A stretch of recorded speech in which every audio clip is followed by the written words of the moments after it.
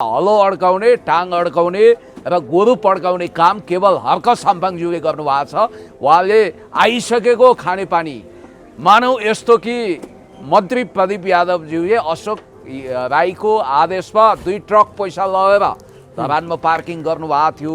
पैसा लिन बोरा र धोक्रो बोकेर अनि अर्को गाडी बोकेर ट्र्याक्टर बोकेर हर्क साम्पाङ आउनु भएन भने जस्तो 6 अरबै लिएर गएको भ्रम पारिएको थियो। तर भ्रमको पर्दाफास यति शानदार तरिकाले भयो कि त्यो स्ट्याटसको पेट बोली त्यसको मजबुन के छ भने मात्र अब खानेपानी धरानको खानेपानीको विषयलाई लिएर सायद चुनावी एजेन्डा बनाउन आतुर अशोक राईज्यू माननीय उपप्रधानमन्त्री अर्थमन्त्री विष्णु पौडेलज्यूको कार्यकक्षमा जानुभयो। अब खानेपानी मन्त्रालय र अर्थ मन्त्रालयको साझेदारीमा त्यो कसरी बनाउने धरानको जस्तो कि हर्क साम्पाङज्यूले देखेको सपना त्यसको परिकल्पनाकार त्यसको ड्रिमर हर्क साम्पाङज्यूले जसरी चतराको पानी धरानवासी मात्रै होइन पूर्वाञ्चलवासीलाई छेलो खेलो गर्ने उनीहरूको तृषित धरानवासीलाई तृषित काकाकुल बनिरहेका पूर्वाञ्चलवासीलाई आँत हरहर गरिरहेको पूर्वाञ्चलवासीलाई खुवाउने जुन सङ्कल्प गर्नुभएको थियो त्यो स्वप्नद्रष्टा भनेको कोही नभएर हर्क साम्पाङज्यू हो। र उहाँको सपना साकार पार्नको निम्ति प्रारम्भिक चरणमा पहिलो स्टेप चाल्ने क्रममा उहाँहरू मन्त्रालय पुग्नुभएछ अनि खानेपानी मन्त्रालय र अर्थ मन्त्रालयले बजेटको विषयमा एउटा कन्सेन्सस बनाउने छलफल भएछ। त्यो छलफल पश्चात त्यसलाई कङ्क्रिटाइज गरेर एउटा पत्र उपमहानगरपालिकालाई पठाउने र आदरणीय मेयर हर्क साम्पाङज्यूलाई जानकारी गराउने भन्ने कुरा आइसकेपछि अब यो झुटको मखमली पर्दा यति शानदार रूपमा उत्रिएको छ कि सारा जनतालाई थाहा भयो कि यो सब बकवास रहेछ।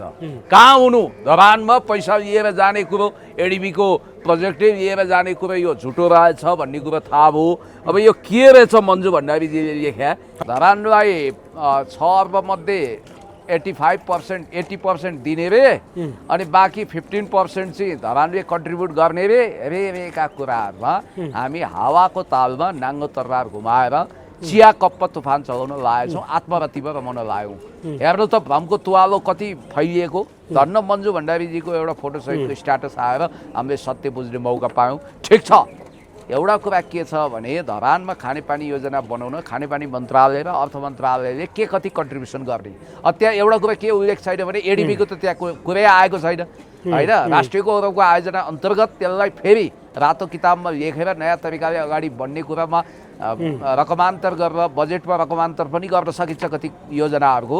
त्यसरी सरकार अगाडि बढ्न लागेको हो कि भन्ने जस्तो पनि देखिन्छ। त्यहाँ हर्क साम्पाङज्यूको एउटा सपना छ विदेशी ऋण नल्याइकन स्वदेशी राष्ट्रिय गौरवको आयोजना नेसनल प्राइड प्रोजेक्ट अन्तर्गत त्यसलाई बनाऊ, सफल बनाऊ र बहुवर्षीय योजना अन्तर्गत बजेट आओस्, सरकारले हामीलाई सहयोग गरोस् भन्ने छ। त्यो सबभन्दा बेटर अल्टरनेटिभ हो, उपाय हो। रिनाजीलाई के भन्न चाहन्छु भने तपाईँले प्रायश्चित गरेर माफी गरेको भिडियो पनि बनाउनु भएको रहेछ। मैले यसरी बोल्नु हुँदैन भनेर पनि भन्नुभएको छ। तपाईँलाई गाली गलजको वर्षा आयो। उहाँ पनि एउटा चेली हो, उहाँलाई डिप्रेसनमा पुग्ने गरी गाली नगरिदिनु होला, एउटा मजदुर हो होइन। तर रिनाजीले पनि के बुझ्नुपर्छ भने हर्क साम्पाङज्यू भनेको स्वस्थ छविको मेयर हो, उहाँ मजदुर पक्षीय हुनुहुन्छ। होला कहिलेकाहीँ के हुन्छ भने टन्टलापुर घामबाट आइएको हुन्छ, दिमाग तातेको हुन्छ होइन, पङ्खा एसीले पनि काम गर्दैन। अब मान्छेका 1000 टेन्सन हुन्छन्, मान्छेलाई झ्वाक चलेको हुनसक्छ। अब रिनाजीले पनि त्यसरी फाइल फुत्त फ्याँकेर हिँड्नु हुँदैन थियो। यति बेला हामीसँग हुनुहुन्छ युवा नेता तथा समाजसेवी पुण्य गौतम। पुण्य सर, यहाँलाई स्वागत छ। थ्याङ्क यू सो मच, धन्यवाद। धरानमा खानेपानीको विषय चर्किरहेको बेलामा एमाले नेत्री मन्जु भण्डारीको स्ट्याटस आयो। त्यो स्ट्याटसले धेरै कुरा भ्रमलाई चिर्यो भनेर पनि भनिराखेको छ। खासमा मन्जु भण्डारीले भ्रम छरेको हो कि त्यहाँका माननीय अशोक राई र अहिलेका माननीय मन्त्री प्रदीप यादवले भ्रम छरेको खास के हो? यो ठ्याक्कै तपाईँले के बुझ्नु भएको छ? मन्जु भण्डारीज्यू जो धरानको पूर्व उपप्रमुख हुनुहुन्छ धरान उपमहानगरपालिकाको, उहाँ नेकपा एमालेको नेत्री हुनुहुन्छ र उहाँ बालुवाटारसँग सालदाल जोडिएको आधिकारिक सम्बन्ध जोडिएको व्यक्तित्व पनि हुनुहुन्छ। उहाँले फोटोसहित एउटा सनसनीखेज स्ट्याटस राखिसकेपछि यथार्थपरक कुरा बाहिर आएको छ र थुन्सेमा छोपेको झुटको बिरालोले न्याउ गरेको अवस्था छ र झुटको पर्दाफास भएको छ। अर्थात् सङ्घीय मन्त्री खानेपानी मन्त्री प्रदीप यादवजीले केही दिन अगाडि म धरान गएको थिएँ, पैसा लिएर आएको छु, सारा योजना मैले पेस गर्दै थिएँ। अब हर्क साम्पाङज्यूले फोन उठाउनु भएन, मेरो फोन उठाउनु भएन, भाग्नुभयो भनेर एक अमर्यादित र अराजनीतिक भाषा, तल्लो स्तरको भाषा प्रयोग गर्नुभएको थियो र मान्छेलाई के भ्रम सम्प्रेषण गरिएको थियो भने अशोक राईज्यू र उहाँद्वारा एपोइन्टमेन्ट दिएका मन्त्री खानेपानी मन्त्री प्रदीप यादव साँच्चै खानेपानी योजना सफल पार्ने दिशामा धेरै कदम अगाडि बढिसकेका छन्। धेरै स्टेप उहाँहरूले छलाङ हानिसक्नु भएको छ। अब यसमा हलो अड्काउने, टाङ अड्काउने र गोरु पड्काउने काम केवल हर्क साम्पाङज्यूले गर्नुभएको छ। उहाँले आइसकेको खानेपानी मानौ यस्तो कि मन्त्री प्रदीप यादवज्यूले अशोक राईको आदेशमा 2 ट्रक पैसा लगेर धरानमा पार्किङ गर्नुभएको थियो। पैसा लिन बोरा र धोक्रो बोकेर अनि अर्को गाडी बोकेर ट्र्याक्टर बोकेर हर्क साम्पाङ आउनु भएन भने जस्तो 6 अरबै लिएर गएको भ्रम पारिएको थियो। तर भ्रमको पर्दाफास यति शानदार तरिकाले भयो कि त्यो स्ट्याटसको पेट बोली त्यसको मजबुन के छ भने मात्र अब खानेपानी धरानको खानेपानीको विषयलाई लिएर सायद चुनावी एजेन्डा बनाउन आतुर अशोक राईज्यू माननीय उप प्रधानमन्त्री अर्थमन्त्री विष्णु पौडेलज्यूको कार्यकक्षमा जानुभयो। अब खानेपानी मन्त्रालय र अर्थ मन्त्रालयको साझेदारीमा त्यो कसरी बनाउने, धरानको जस्तो कि हर्क साम्पाङज्यूले देखेको सपना, त्यसको परिकल्पनाकार, त्यसको ड्रिमर हर्क साम्पाङज्यूले जसरी चतराको पानी धरानवासी मात्रै होइन पूर्वाञ्चलवासीलाई छेलो खेलो गर्ने, उनीहरूको तृषित धरानवासीलाई तृषित काकाकुल बनिरहेका पूर्वाञ्चलवासीलाई आँत हरहर गरिरहेको पूर्वाञ्चलवासीलाई खुवाउने जुन सङ्कल्प गर्नुभएको थियो, त्यो स्वप्नद्रष्टा भनेको कोही नभएर हर्क साम्पाङज्यू हो। र उहाँको सपना साकार पार्नको निम्ति प्रारम्भिक चरणमा पहिलो स्टेप चाल्ने क्रममा उहाँहरू मन्त्रालय पुग्नु भएछ। अनि खानेपानी मन्त्रालय र अर्थ मन्त्रालयले बजेटको विषयमा एउटा कन्सेन्सस बनाउने छलफल भएछ।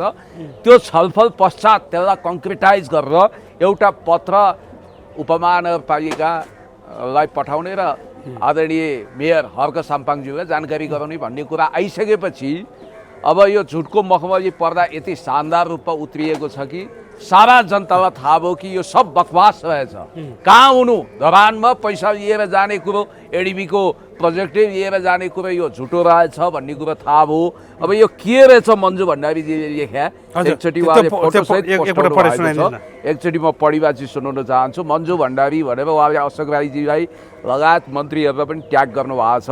उहाँले लेख्नु भएको छ, धरानमा खानेपानी व्यवस्थापनको लागि चर्चामा रहेको कोशी परियोजनाको बारे हिजो माननीय अर्थमन्त्री विष्णु पौडेलज्यूसँग माननीय अशोक राई सहित विस्तृत कुरा भएको छ।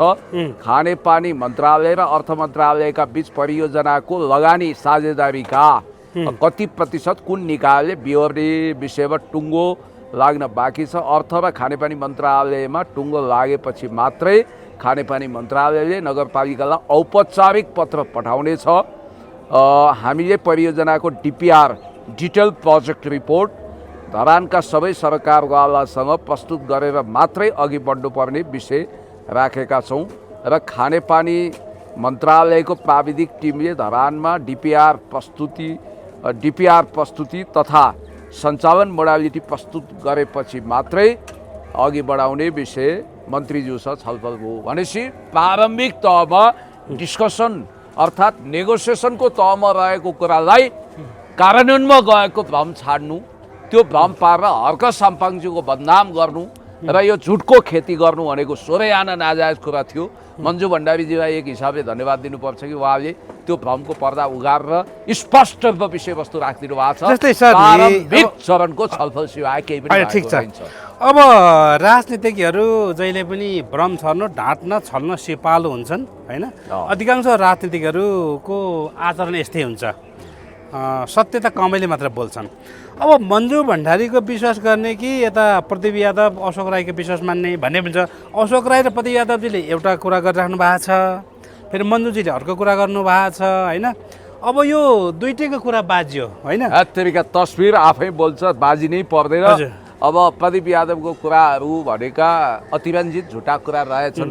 मन्त्रीजीले नै यस विषयमा छलछाल होइन गर्नु तपाईँको भएको छ। प्रदीप यादव चाहिँ आलाकाचा ठिटा हुन् उनी होइन अलिकति आलाका चाहिँ छन् उनको अलिकति मेच्योरिटी हुनै बाँकी छ तर अशोक राई त मेच्योर्ड मान्छे हो परिपक्व मान्छे हो उनले त भ्रम नछाउनु पर्ने होइन, हो अशोक राईज्यूलाई परेको आपद विपद के हो भने अब उहाँ खोटाङको उम्मेदवार हुनुहुन्थ्यो त्यहाँबाट चुनाव सुरुमा। जित्नुभयो 48मा त्यसपछि यता उदयपुर झर्नुभयो फेरि अहिले सुनसरीमा जिनो मतले मात्रै जित्नु भएको छ उहाँलाई अबको चुनाव घाट एकदमै फलामको चिउरा साबित हुने देखिन्छ सम्भवतः उहाँको जम्काभेट हर्क साम्पाङज्यूसँग पनि हुने सम्भावना देखिएको छ त्यो भएको हुनाले उहाँलाई चुनावी कार्ड बनाउन उहाँले यो धरानको खानेपानीको विषयलाई चुनावी कार्ड बनाउन उहाँ आतुर हुनुभएको देखिन्छ र यसमा मेरो भनाइ के मात्रै हो भने यसरी खानेपानी जस्तो संवेदनशील कुरालाई कोसीबाट खानेपानी यता ल्याउने कुरालाई राजनीतिकरण गर्न खोज्नु भनेको तुच्छ कुरा हो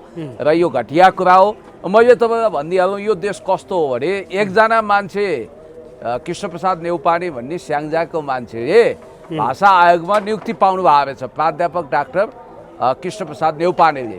अर्को कृष्णप्रसाद नेउपाने त्यही ठाउँको माविको टिचरले गएर 3 वर्ष जागिर खाइसक्नुभयो 85,000 मासिक तलबमा शपथ पनि लिइसक्नुभयो। अब यस्तो देश हो 21औं शताब्दी सूचना प्रविधिको युगमा पनि यसरी छलछाम भइरहेको छ तपाईँले देखिरहनु भएको छ। त्यस कारणले गर्दाखेरि म तपाईँलाई के भन्न चाहन्छु भने यो मामिलामा जुन भद्दा किसिमको मजाक भएको छ नाटक भएको छ घटिया तमासा भएको छ यो खानेपानीको विषयलाई लिएर यसरी घपलाबाजी गर्नु भएन होइन तपाईँको यहाँ त काम गर्नु भएन। यहाँ त के फोटो आफै आछ फोटो नै राख्नु फोटो आयो होइन होइन फोटो आयो योभन्दा अगाडि के चर्चामा आएको थियो भन्दाखेरि केन्द्र सरकारले एडिबीबाट 50 अर्ब लोन लिने र त्यो लोन मध्येबाट 6 अर्ब चाहिँ धरानलाई छुट्याउने त्यो 6 अर्बमा 85% चाहिँ केन्द्र सरकारले अनुदान दिने धरानलाई बाँकी 15% चाहिँ धरानले बेहोर्नु पर्ने भनेर यो कुरा बाहिर ल्याइयो होइन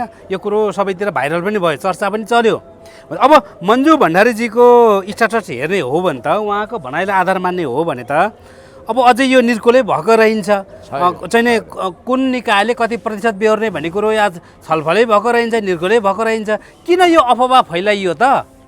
होइन यो सोरे आना झुटको खेती गरिएको रहेछ जस्तो कि तपाईँले भन्नुभयो एडिबीबाट एसियन डेभलपमेन्ट ब्याङ्कबाट नेपाल सरकारले 50 अर्ब लिने अनुदान मध्ये 6 अर्ब रुपियाँ धरान केन्द्र सरकार ऋण लिने अनुदान होइन ऋण लिने अनि केन्द्रले धरानलाई अनुदान दिने र धरानलाई 85% अनुदान र 15% चाहिँ धरानले लोनको रूपमा एक्सेप्ट गर्ने वा त्यहाँको पुँजी परिचालन गर्ने भन्ने कुरा यहाँनिर आयो। अब धरानले अनुदान पाए पनि त देशले त लोन लिने हो होइन देश त लोनमा पर्यो धरान मात्रै विशिष्ट सहर बनाएर अरू बाँकी अलग थलग देशलाई घाटामा पार्ने भन्ने कुरा हर्क साम्पाङज्यूलाई किमार्थ स्वीकार्य हुँदैन किनभने यो देशको म नेतृत्व गर्छु भनेर अगाडि बढिरहेको एउटा प्रतिभाले यस खालको घटिया कुरालाई इन्कार गर्नुहुन्छ भन्ने मलाई लाग्छ।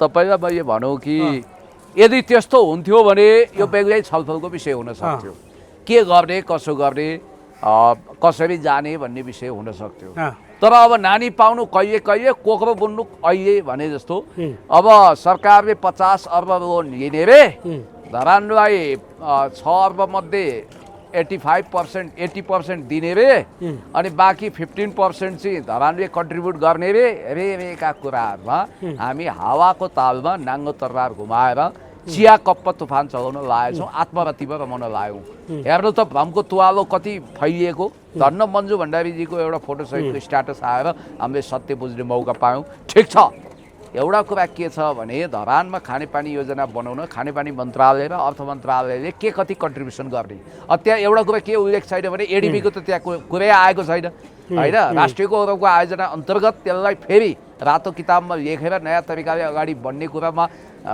रकमान्तर गरेर बजेटमा रकमान्तर पनि गर्न सकिन्छ कति योजनाहरूको त्यसरी सरकार अगाडि बढ्न लागेको हो कि भन्ने जस्तो पनि देखिन्छ। त्यहाँ हर्क साम्पाङज्यूको एउटा सपना छ विदेशी ऋण नल्याइकन स्वदेशी राष्ट्रिय गौरवको आयोजना नेसनल प्राइड प्रोजेक्ट अन्तर्गत त्यसलाई बनाउँ सफल बनाउँ र बहुवर्षीय योजना अन्तर्गत बजेट आओस् सरकारले हामीलाई सहयोग गरोस् भन्ने छ।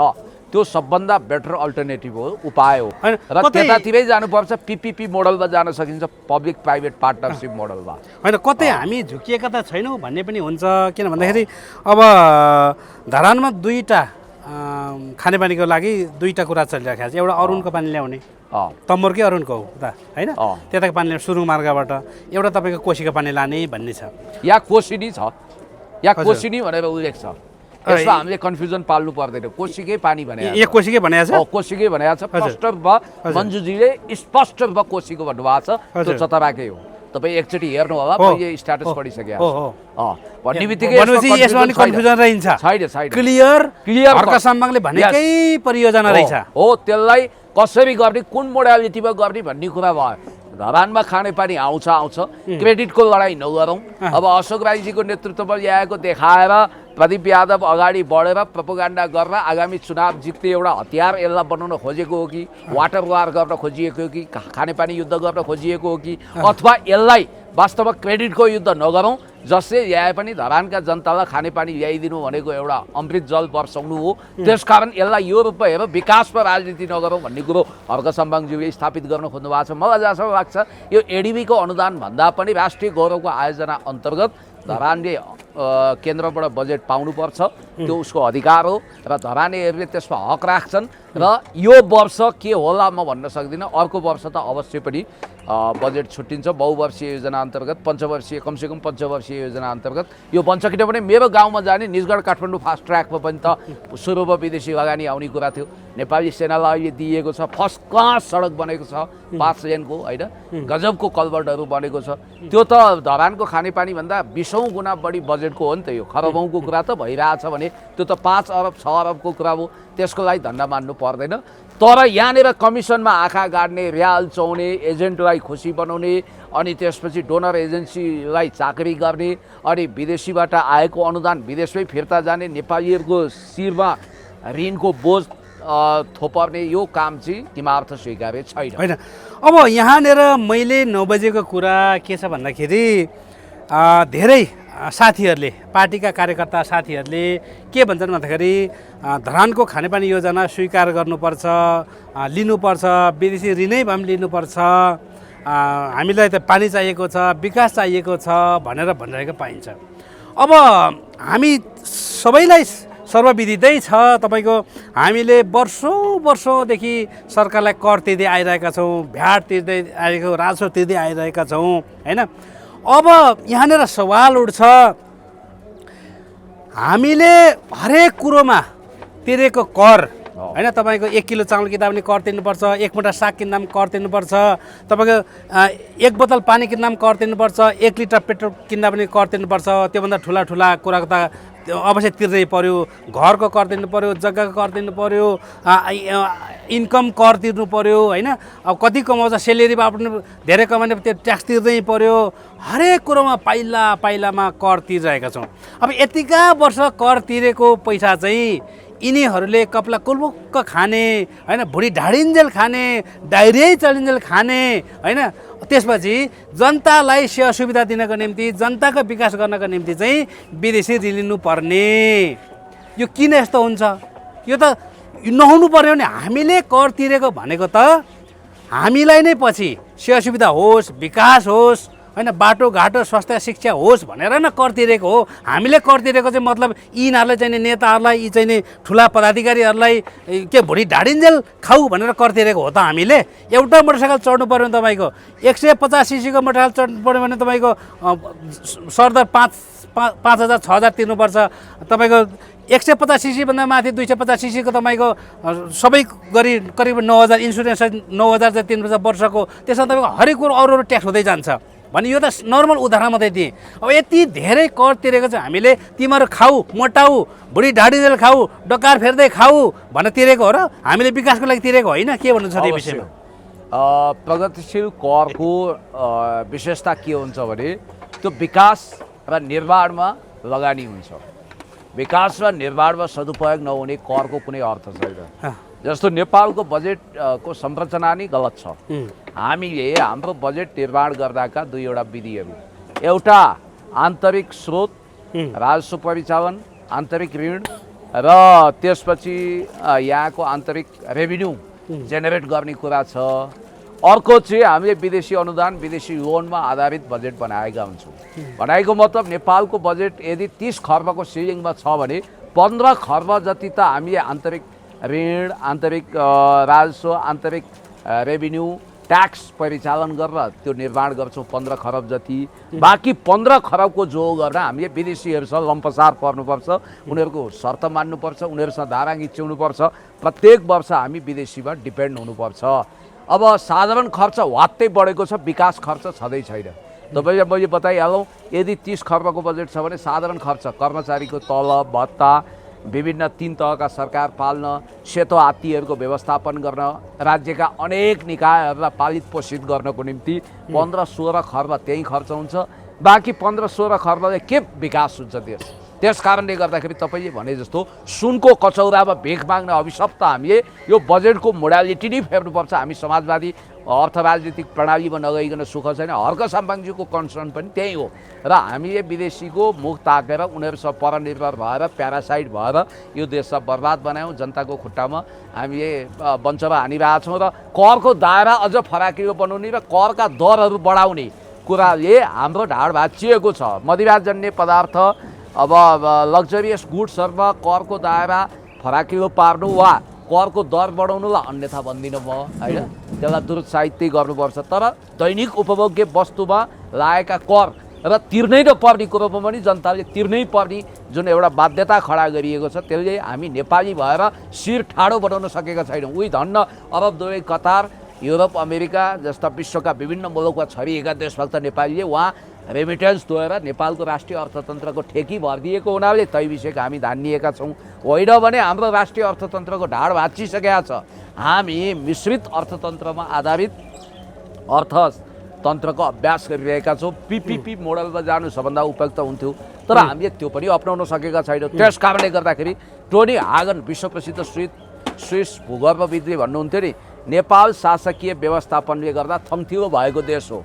उहाँले भन्नुभएको थियो, मेरो मातृभूमि स्विट्जरल्यान्ड ब्युटी पार्लरमा सिँगारिएको बेहुली जस्तै सुन्दर हो। नेपाल नसिँगारिएर पनि स्विट्जरल्यान्डभन्दा राम्रो देश हो, तर शासकीय व्यवस्थापन जोर छ भनेर भाषा यही नभए पनि भाव यही प्रकट गर्नुभएको थियो बिबिसीसँगको इन्टरभ्यूमा। र मैले प्रश्न रूपमा के भन्नुपर्छ भने अहिले धरानको खानेपानीको विषयलाई लिएर वाटर वार भएको छ। यहाँ मान्छेहरू विभाजित भएका छन्, मान्छेलाई भ्रम छर्ने काम गरिएको छ। हर्क साम्पाङज्यूमाथि नाना भाँति गाली गरिएको छ, तर हर्क साम्पाङज्यू यथार्थवादी हुनुहुन्छ। उहाँले धरानको खानेपानी प्रोजेक्टलाई साकार बनाउन धैर्यताका साथ वेट गर्नुभएको छ र उहाँले त्यो लडाइँ पनि जारी राख्नु भएको छ। यसको परिकल्पनाकार पनि उहाँ हो, यसको योजना प्रस्तुत गर्ने पनि उहाँ हो। उहाँलाई बाइपास गरेर यो योजना अगाडि बढाउनु र श्री स्वस्तानी व्रत कथामा श्री महादेवलाई बाइपास गरेर महायज्ञ सम्पन्न गर्छु भन्ने दक्ष प्रजापतिको दृष्टता अगाडि बढ्नु एकै हो। म अन्त्यतिर चाहिँ एउटा प्रसङ्ग जोडेँ जाँदा जाँदै केही दिन अगाडि एउटा भिडियो सार्वजनिक भएको थियो, जो मेयर हर्क साम्पाङको कार्यकक्षामा गएर एकजना महिला हुनुहुन्थ्यो, उहाँसँग अलिकति झर्की फर्की गरेको देखियो मेयर साहबसँग। उक्त महिला तपाईँको आफ्नो पेपर पनि टेबलमा झक्किएर फालेको देखिएको थियो। यो भिडियो आइसके पछाडि देश विदेशबाट उहाँलाई धेरै गाली गलोचहरू आए। पछिबाट फेरि तपाईँको उक्त महिला रुँदै कराउँदै मलाई त यसो भन्यो, फल्नाले यसो भन्यो, त्यसो भन्यो भन्दै आउनुभयो। फेरि पछिबाट तपाईँको उजुरी गर्छु के भन्ने कुरा पनि बाहिर चर्चा आयो। खास यो के हो सर तपाईँले बुझेको चाहिँ? होइन, अब रिना लामाजी हो उहाँको नाम। उहाँ ई रिक्सा चालक अटो रिक्सा चालक हुनुहुँदो रहेछ। हजुर। अब विडम्बना र आश्चर्यको कुरा के छ भने हर्क साम्पाङज्यू स्वयं हिलोमा चटाइमा गुन्द्रीमा बसेर देश जनता विकास समृद्धिको पक्षमा अगाडि बढिरहँदा मजदुरहरूको पसिनाको सौन्दर्य शास्त्रलाई आफ्नो जीवनमा उतार्ने र वास्तवमा मजदुरहरूको हक हितको लागि अविश्रान्त लड्ने एउटा योद्धा हुनुहुन्छ। तर उहाँको जिउमा बदनामीका छिटाहरू लगाउन केही मान्छेहरू सुनियोजित रूपमा पक्षीवारमा अगाडि बढेका छन्। घरि एउटा काण्ड ल्याउँछन्, घरि धमलालाई पठाउँछन्, घरि अर्को कसैलाई पठाउँछन्। र मिना लामाजी हेर्दा रिना लामाजी इनोसेन्ट हुनुहुन्छ, उहाँ जानु। अब त्यहाँ एकजना इन्द्र लिम्बू भन्ने मित्रकै युट्युब च्यानल रहेछ, त्यसमा भिडियो प्रसारण भयो र त्यसपछि काटेर हालेको छ। मेयर साहबले झर्की फर्की गरेर सिन पनि हालेको छैन भन्ने कुरा छ। र उहाँले चाहिँ म लडिराख्छु भनेर 6-7 जनालाई साइबर क्राइममा प्रहरी समक्ष उजुरी पनि दिएको अवस्था छ होइन। अब त्यसपछि अब प्रहरीले पनि हामी हेर्छौँ भनेर त्यहाँ जगेबु के हुनुहुँदो रहेछ डिएसपी, उहाँले पनि यो विषयमा छानबिन गर्छौँ भन्नुभएको छ। म रिनाजीलाई के भन्न चाहन्छु भने तपाईँले प्रायश्चित गरेर माफी गरेको भिडियो पनि बनाउनु भएको रहेछ। मैले यसरी बोल्नु हुँदैन भनेर पनि भन्नुभएको छ। तपाईँलाई गाली गलौजको वर्षा आयो, उहाँ पनि एउटा चेली हो, उहाँलाई डिप्रेसनमा पुग्ने गरी गाली नगरिदिनु होला, एउटा मजदुर हो होइन। तर रिनाजीले पनि के बुझ्नुपर्छ भने हर्क साम्पाङज्यू भनेको स्वस्थ छविको मेयर हो, उहाँ मजदुर पक्षीय हुनुहुन्छ होला। कहिलेकाहीँ के हुन्छ भने टन्टलापुर घामबाट आइएको हुन्छ, दिमाग तातेको हुन्छ होइन, पङ्खा एसीले पनि काम गर्दैन। अब मान्छेका हजार टेन्सन हुन्छन्, मान्छेलाई झ्वाक चलेको हुनसक्छ। अब रिनाजीले पनि त्यसरी फाइल फुत्त फ्याँकेर हिँड्नु हुँदैन थियो होइन। मेयर साहबलाई प्रोभोक गर्ने काम कतैबाट नभएको भए हुन्थ्यो। अब त्यहाँनिर अब यो सामान्य घटना हो, यसलाई चिया कपको तुफान बनाइयो। नेपाल प्रेस जस्ता मिडियामा पनि न्युजहरू आए र यहाँनिर मैले के देख्छु भने हर्क साम्पाङज्यूलाई बदनाम गर्ने र उहाँलाई कानुनी रूपमा अप्ठ्यारो पार्ने कुरामा उहाँका विरोधीहरूले कुनै पनि मौका चुकाएका छैनन्। उनीहरू त्यो मौकाको अधर्यताका साथ तलास गरिरहेका छन् जहाँ कानुनी रूपमा हर्क साम्पाङज्यूलाई गाह्रो परोस्, किनभने उहाँको दुश्मनको घेरा ज्यादै ठुलो छ।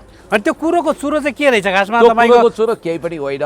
ई रिक्साले कर छुटको विषयमा, ई रिक्सावालाहरूको कर छुटको विषयमा नगरपालिकासँग सहुलियत माग्न उहाँ जानुभएको रहेछ होइन। मेयर साहबले स्ट्याटस लेखेर तपाईँको 10% छुट भन्ने कुरो के गर्नुभएको रहेछ होइन। सामूहिक आए, अझ धेरै हो कि अरे, एक एकवटा आए 10% हो कि अरे, कि कसो के खास के हो यो? त्यही हो। अब जे होस् एग्रिगेटमा समग्रमा हामीले बुझ्ने कुरा के भने यो कतिले इम्बोस नम्बरको ऊ भनेका छन्। इम्बोस नम्बर होइन, अब नेपालभरि इम्बोस नम्बर अनिवार्य गर्ने भन्ने कुरा पनि आएको छ। यसको हामी विरोध पनि गर्छौँ, यो गलत कुरा हो। तर यहाँनिर इम्बोस नम्बरको लफडा पनि होइन, कर छुटको विषय हो। यसमा हर्क साम्पाङज्यूले सिरियस लिनु भएको छ र उहाँलाई काम गर्ने मौका दिँदाखेरि राम्रो हुन्छ। उहाँलाई घेराबन्दी गर्ने काम नगरौँ, उहाँलाई बदनाम गर्ने काम नगरौँ। हस्, thank you sir. Thank you so much, धेरै धेरै